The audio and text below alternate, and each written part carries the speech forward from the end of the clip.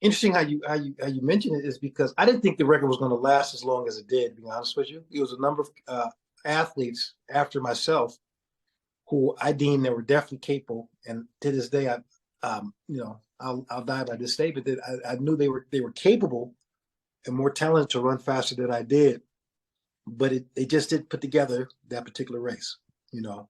Um, and the very first athlete, I mean, think about this as the years had gone by. For instance, the first athlete I thought was going to break the world record would have been Angelo Taylor. He's a two-time Olympic champion, 2000, 47:25 when he ran in Sydney, Australia. Then again, I think he won again in, I believe Angelo may have won in Beijing, 2008. Um, uh, Another gold medal. But Angelo was the first one. The reason why I said that is because you do look at the comparisons to flat out leg speed in the overall 400 meters. And then you implement that to which you can add maybe 2.5 seconds or more um, to uh, complete the 400-meter hurdle race, the implements. Angelo had a flat speed in the 400 about 44.09 seconds. My best in the 400 flat was 45:11. So here's a guy that I've seen run, sub 45 seconds in a 400 meters without hurdles.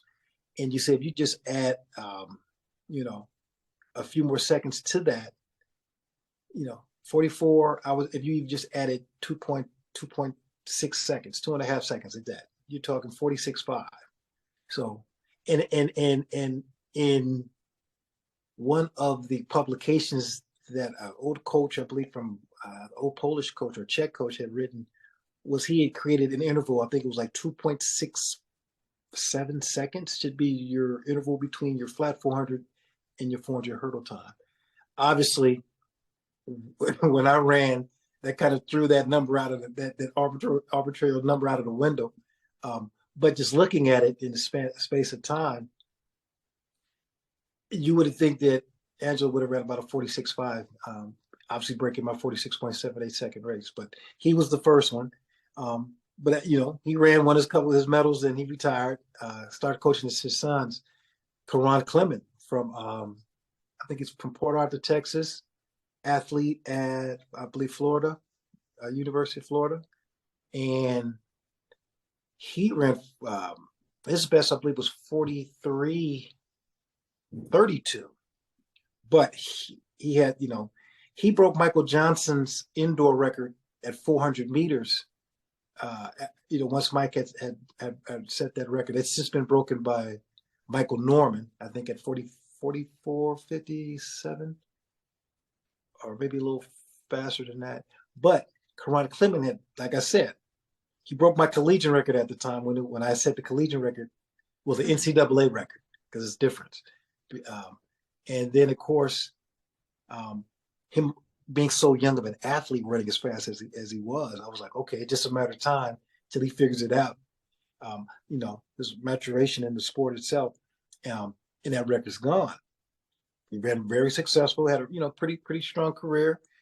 I believe gold medalist in the 400 hurdles. I believe Brazil, if I'm not mistaken.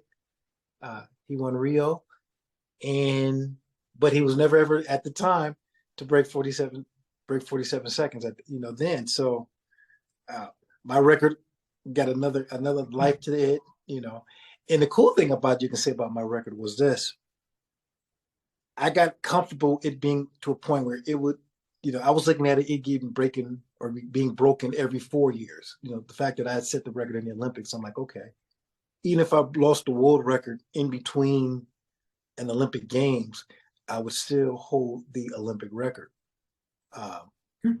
But fortunately and unfortunately, the year that my record was broken, it was broken both in a meeting as a world record, and then of course the world record was broken. And then of course my Olympic record was broken during the games in Tokyo. So I definitely held the record for that 29-year period. But it was real nice saying, okay, I've held the world record for, the Atlanta Games Olympiad, right? The Sydney Games Olympiad 2000, Athens in 2004, Beijing in 2008, London 2012, as well as Rio in 2016.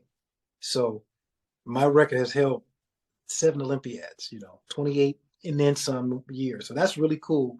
So when I look at it that way, I go, okay, yeah, from the decade as the decades going by, it was worth it, and I'm glad I was able to hold on to it.